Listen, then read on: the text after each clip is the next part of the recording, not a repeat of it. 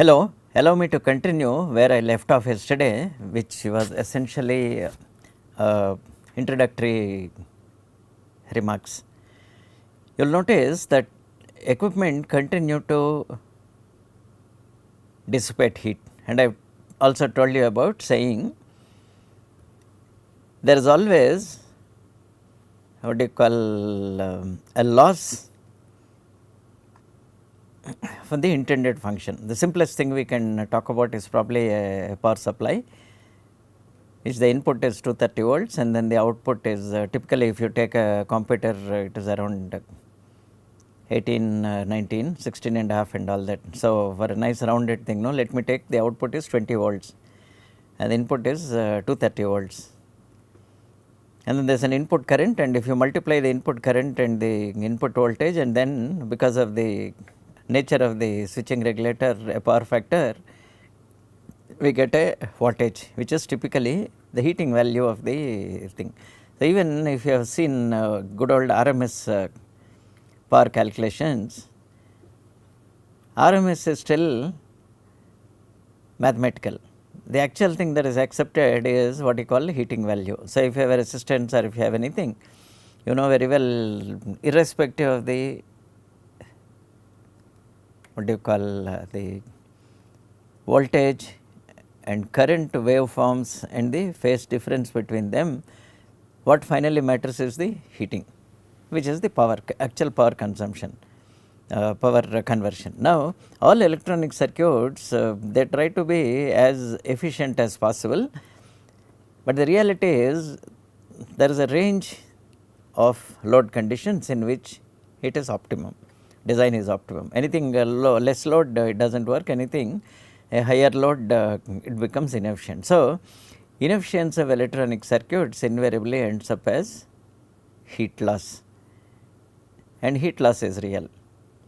So, you would have seen it in the case of anything which you come across in at home, and the magic is, the idea is how to predict the heat loss. So, it is not as if I am the only genius here who has come and think. See, if you go to the internet and just give a casual search on convection or heat and mass transfer or heat sink calculations, you have multiple hits, and in fact at the top, yesterday I was telling you it's lot of hits.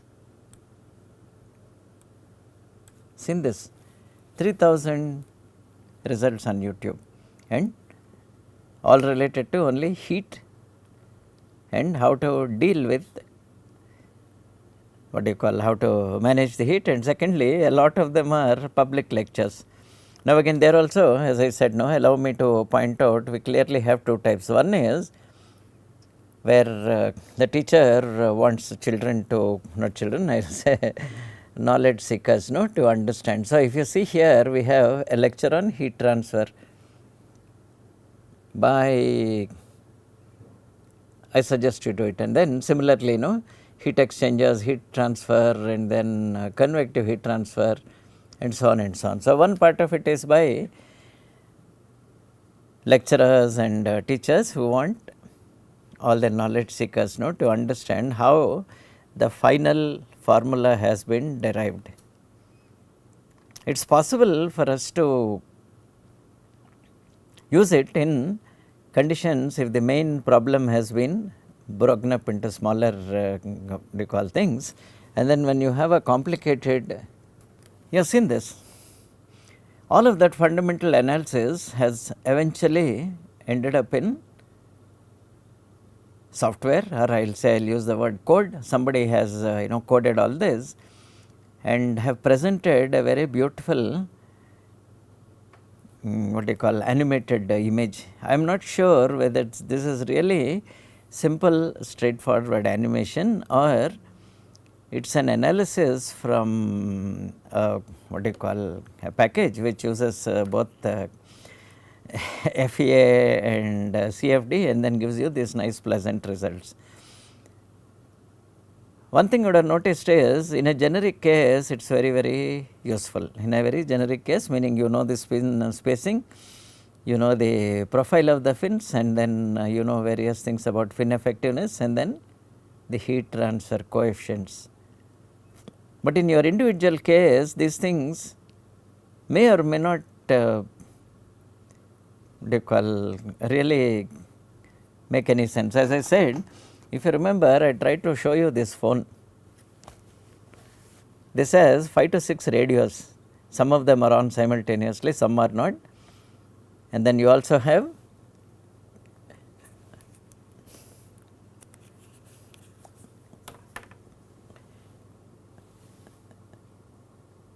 a charger, a power charger. Usually because of the layout it is kept close to the 5 volts input. So, somewhere here there is a power charger, then there is thing, and lot of them are being built these days with wireless charging. So, you also have a wireless receiver, and all of them are unique. Every instance is unique to the, it is not easy for us to say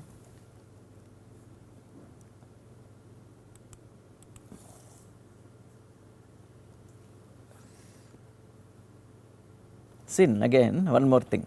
Now, one very interesting thing you will notice here is, this is typical of the Peltier module I had shown you yesterday. Do you remember that?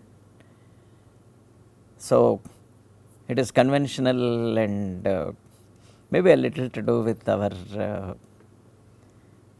definition of what you call red and blue and all that. No, left side is a pin fin heatsink, which is trying to what do you call extract heat from the, I think the one surface of the Peltier, whatever module, and then you see it is kept red, saying it is hot. On the other side, the blue shows that same thing. No, again heat is being exchanged to another medium. Blue is typically cold, something to do with infrared being hot, and then our the other end of the spectrum not being contributing to that. So, it is conventional that it is, but it is not as a blue light automatically cools or infrared heats or anything. Infrared heating is real, the other part you have to see in due course. So, if you see things like this are possible, and if you have the Peltier junction in between, and then we can always extract heat from one surface and then you can transfer it to the other surface. Again, by convention here, I expect that one of them is a hot surface, and then I will avoid the judgment saying which side is hot and which side is cooled. I think you should figure it out yourself. Now, I will come to the more things. These are all taken from, they are not mine.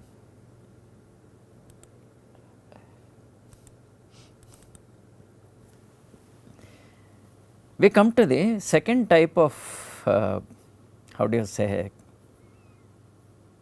data which is available on the internet. The second type of data relates to manufacturers who have actually attempt to fabricate devices which are useful for us.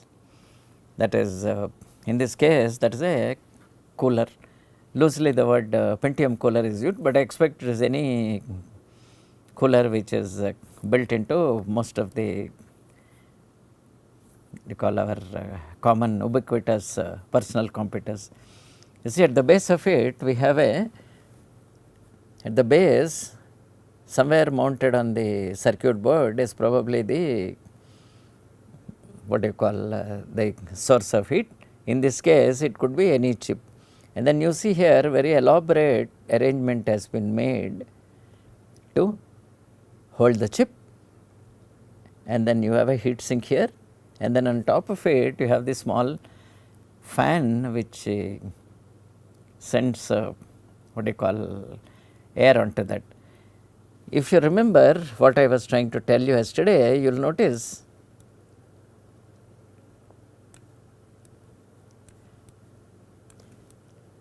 that the profile has been made somewhat carefully this so called heat sink profile, you see at the base, it is thicker in the middle and it slowly tapers off into the corner.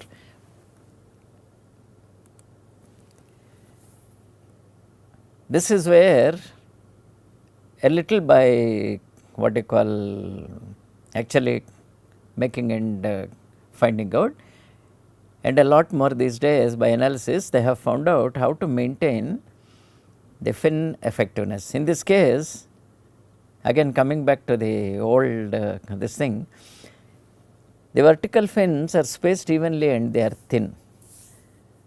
So, it will be appearing to slightly violate what I have told you earlier. In the case of forced convection, we expect the fin tip to be thin and then all along the fin the temperature is they try to maintain it high by making it little thicker at the base, but then it will interfere again with the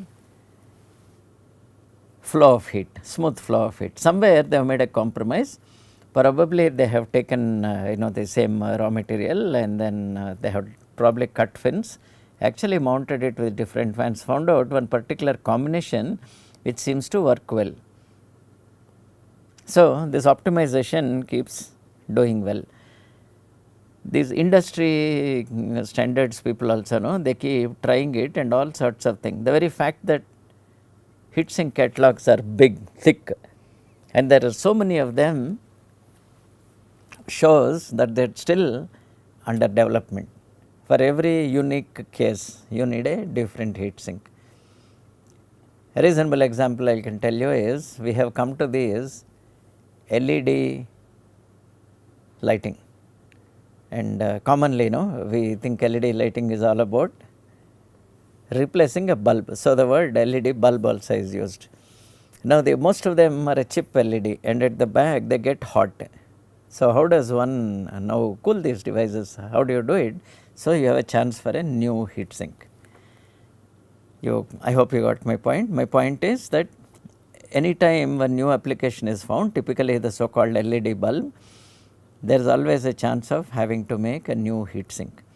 So, multiple attempts are made. One way the attempt is made such that the heat is minimized, and in that case the load is practically constant. If somehow you regulate the input voltage and then if you maintain the current, we can make a proper switching device which will keep the heat low. And then LEDs are being improved such that a LED typically which gives about 250-300 milliwatts does not need a separate heat sink. If you can just put it directly on the copper lead itself can be made to carry certain amount of heat. So, somebody is working on these things all along. You need to just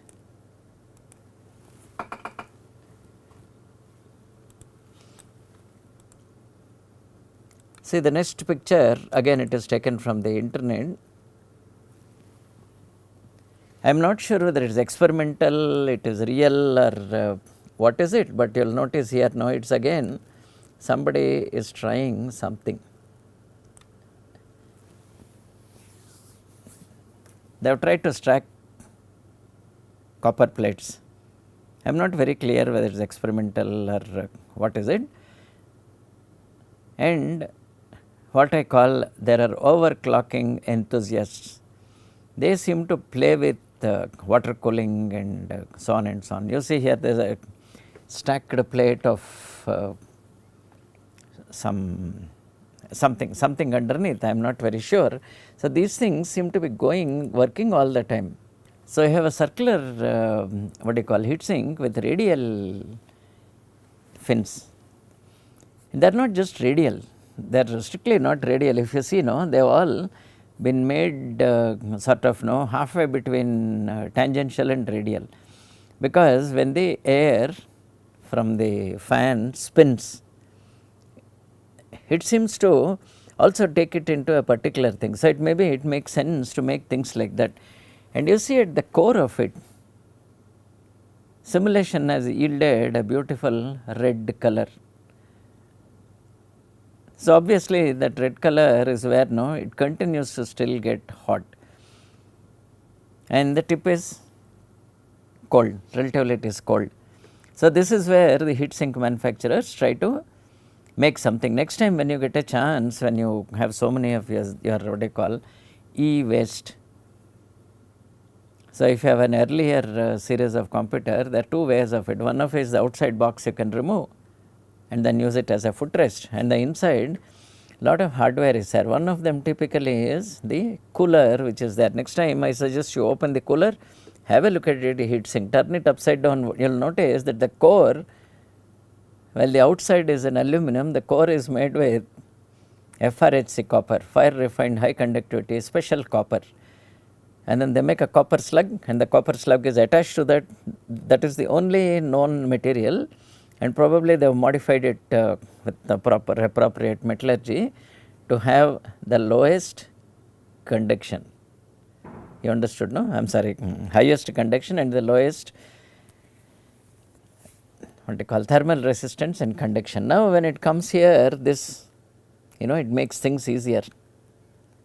See here, while that thing is swirling, this thing seems to be directly being taken out radially, because this is a pin fin heat sink, same circular pin fin heat sink. In the case of a pin fin, all the things are going up. Now, this is where what you call our creativity comes. One is try to use strictly a trial and error hit and miss method. Another is try to use a little bit of your analytical tools and then try to design. So, the what you call manufacturers all the time seem to be making these things. I do not know if it is visible, but maybe if you enlarge it, you can definitely see it, and then depending on your, you have seen something very interesting about here. The material conductivity, obviously silver is the best conductor. So, it is pure, and other than making a what you call small black coating on it when exposed to the atmosphere, it thermal conductivity watts per meter per degree centigrade, it is all the highest is thing. Next, as we all know right from what do you call our old physics, I do not know whether you study it when you are about 11 years old to about 15 years old, you would have been taught that gold is not such a good conductor of heat. We do not know how it has happened. Next best is copper, but we see that if you go for copper, first of all copper has certain disadvantages. One of them being it is not that easily available, and we have, unless it is a very critical application, they do not use it. So, next best obviously is aluminum. So, right now a combination of copper and aluminum, well you have a core which is made of copper, and then you have aluminum which is used in the fins and all that, which can be worked upon, seems to be the choice which people use. However, if you remember my last what do you call lecture, I have shown you most equipment, the enclosure material is probably steel, loosely we call sheet metal. So, coming back to my this thing here, and then that has a small element of usually carbon, which makes it what you call mild compared to hard steel. So, you see carbon steel or the usual mild steel, still compared to aluminum and copper, it is very low. And then insulation is real. Follow insulation, that is whenever you want to have any active device, and especially if it is one of the what do you call connections is attached to the case, as in the case of a power transistor or a switching transistor, and things like the old TO3 and now we have this 220. We need to isolate the that what they call mounting device. usually it is the collector or the emitter. So, depending on PN, PN, PNO, one of them, that small aluminum thing is needs to be insulated. The first insulation we can think of it is probably, you see here, the simplest insulation we think about is PVC, PTFE or paper, but all of them now seem to be not so great. Thermal conductivity is not good. So, work is going on about trying to make silicone pads, that is again a proprietary item by which they have a matrix, a fibrous material which is impregnated with silicone materials, and the whole thing is cured, and then it is available to you in sheets. Those things have very good electrical insulation properties and very good thermal conductivity problems, which is slightly different in nature. So, we will come to this sort of lot of figures. You see here, this is a pin fin heat sink, and then you have noticed something which is we will slowly getting it. It is saying, other than the basic thermal aspects, we also end up with this sort of mounting. You have two mounting tabs that are given here. So, it occupies space. Is there a better way of doing it? And then do you just need to put force, or underneath that do you put some thermal paste and leave it at that, or use the paste itself as a bonding material? Can you make a thermally conductive setting adhesive? So, you have these epoxies which are also thermally conducting, plus they set. So, the forces are a little low, and then you can avoid the tabs which are present there. Yeah, I think this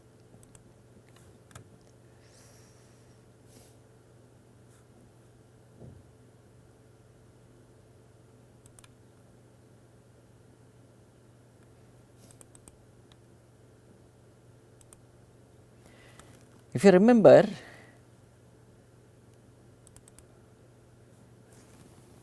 I was trying to show you this yesterday. This is taken from some game console.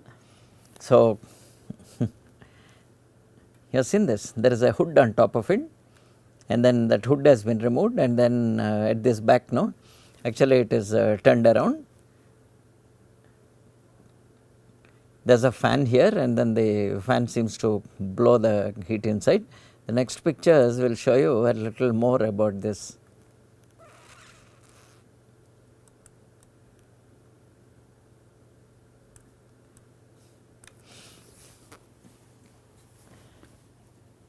Notice something as is before, sorry for repeating it.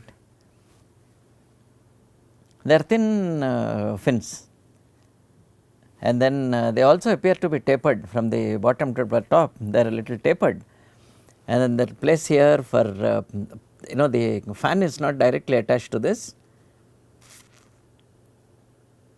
and there is a cowling which was attached. In the previous picture I showed you the cowling, and the air is blowing that side. This is the same view from the other side.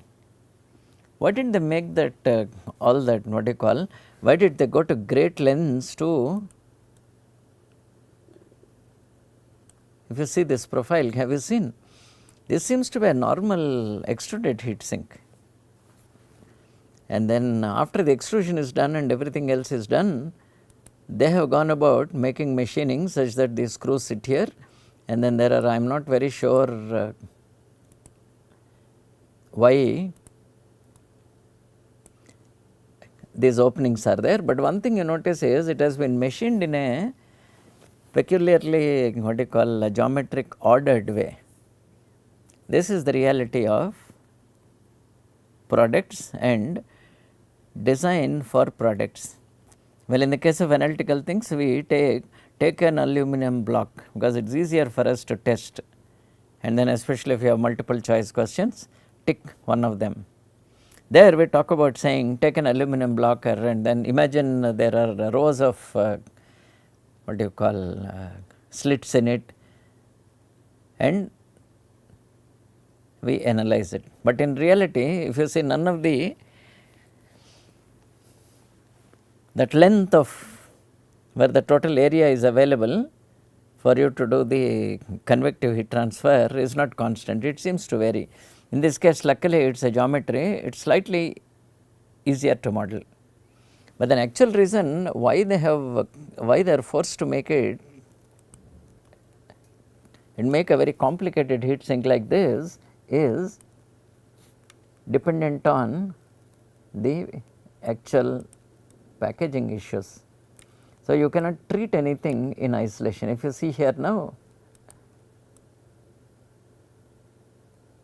can you see? You have a fan there and then you have a cowling and it comes here and then it blows here. This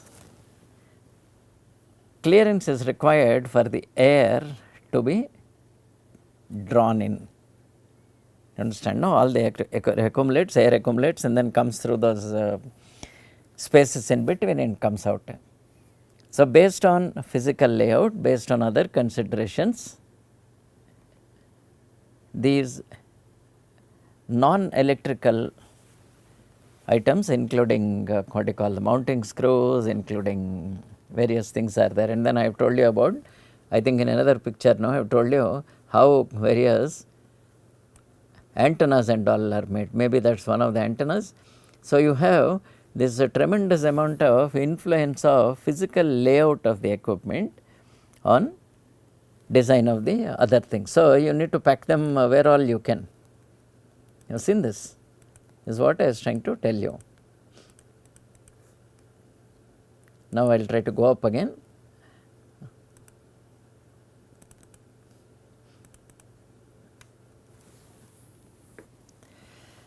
I do not even know what it is.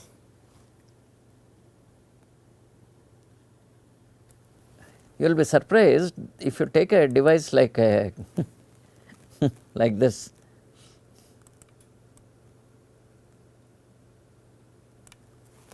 It gets hot.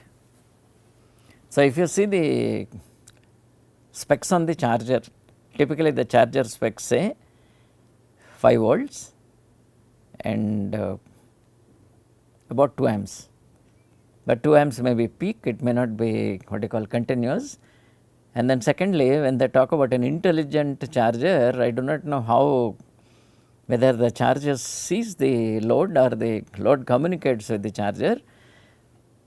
Some tricks they employ, maybe signals are sent via the PWM thing and all that. Now, you see if I take a thing like a 5 volts 2 amps per hour supply, we are pumping 10 watts and I do not know how much of it is actually goes into this battery. Some of them are a single cell 3.7 volts, some of them are a collection, they are parallel, and as if life was not complicated enough, we also have wireless devices. Some of them have 2, 3, 4, 5, 6 wirelesses in that. We are all familiar with good old GPRS. And then as the new LTE and all have come, some of them it look like they end up with 2 antennas. One antenna is used for transmit receive, one antenna is for receive only. And then same thing with Wi-Fi. Sometimes they say Wi-Fi also has 2 antennas. As if our life was not bad enough, we have a NFC communication, very near field communication. And then we have Bluetooth. And then after everything is over, suddenly wireless charger has come into place. So, everything requires access, everything has some inductive elements, everything needs access to the surface, plus that same surface is required for us for cooling, and several of them are probably made of special plastics. So, you see this is typically in one of those, as you said, very common thing, which I just picked it up from the internet. Hey, very tough for us, no? Now, how do you cool a device like this? So, in this case, Inside the enclosure we have cooling only, and somehow all the stuff is brought to the surface, and hence occasionally you will find it surface being hot, and then electronics has been made such that it minimizes everything. Only during charging you try to what you call give continuous power, and in the case of use, even when the device is communicating with the tower, it will only communicate in short bursts, which shows that I am here, but with every burst we have energy being radiated. All the energy that is not being radiated ends up as heating of the chip. So, and for the purposes of assembly and disassembly, even these connections and all have been made into a zigzag pattern, so that an accordion type construction is given, so that it will come out here. This is typically, then maybe I should stop here and go back to the starting point. So, even if you see in the case of something which is mounted on